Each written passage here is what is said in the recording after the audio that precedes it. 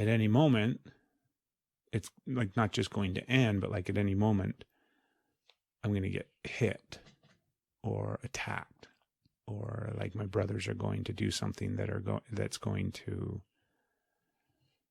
you know, take this joyful moment and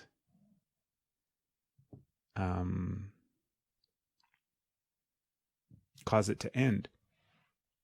So I think that's probably what this is, babe, is the reason I have a hard time staying in those moments for an extended period of time and just letting them grow and expand is because I'm afraid.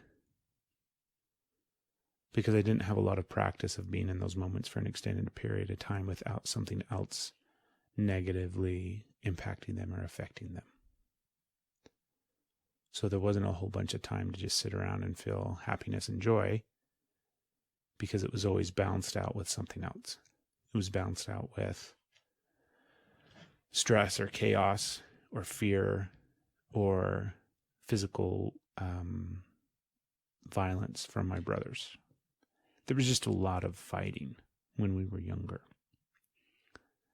And over the course of my life, I used to think that that was a normal thing.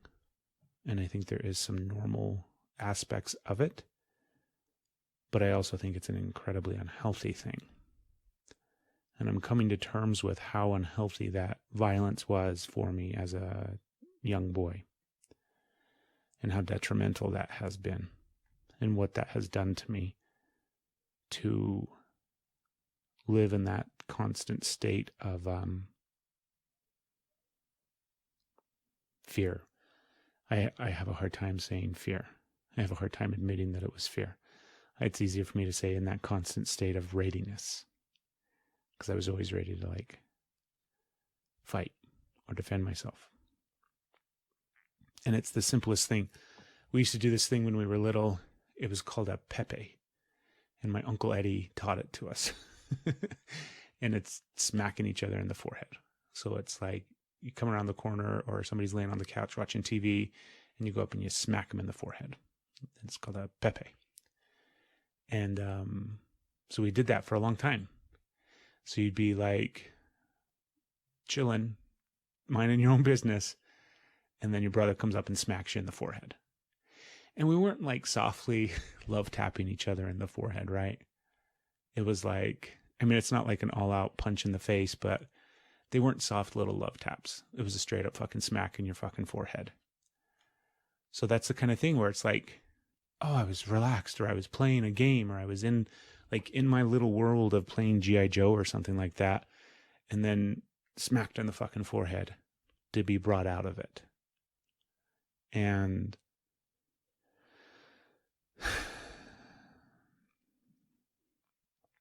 that stuff had a very negative impact on me in a lot of different ways that I'm kind of finally starting to understand.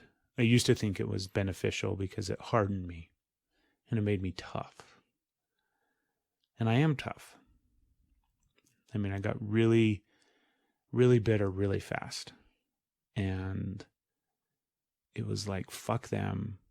I was just going to be tougher than both of them because I was tired of getting picked on and getting left out. And if they were going to fucking pick on me and fight me and if they were going to fight, like if we were going to fucking fight, I wasn't going to get hurt anymore. I was going to fucking be stronger than they were.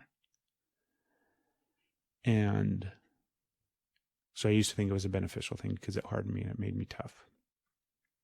And that's some benefit, I think, in life. But the flip side of that is the immense trauma that it created in me.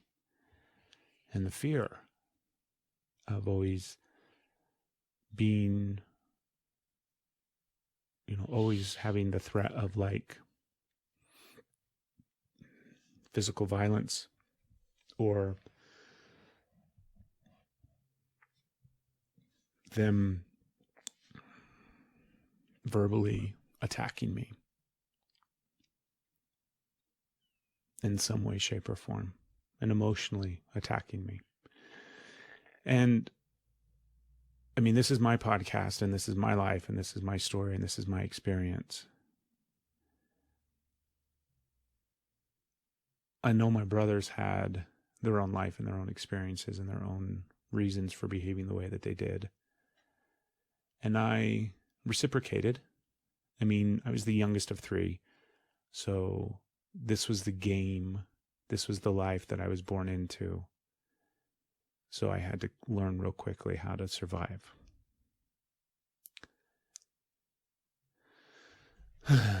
So yeah, I think that's the root of this whole thing of trying to sit in happiness and joy. I'm afraid to, because it comes at a price. It's a letting of my guard down. If I sit there and relax into the joy of life, I'm going to get made fun of, I'm going to get teased, or I'm going to get hit and attacked, and I'm going to have to defend myself. So I really, like I was saying earlier, I think I do this subconscious thing of just playing, because that's who I really am.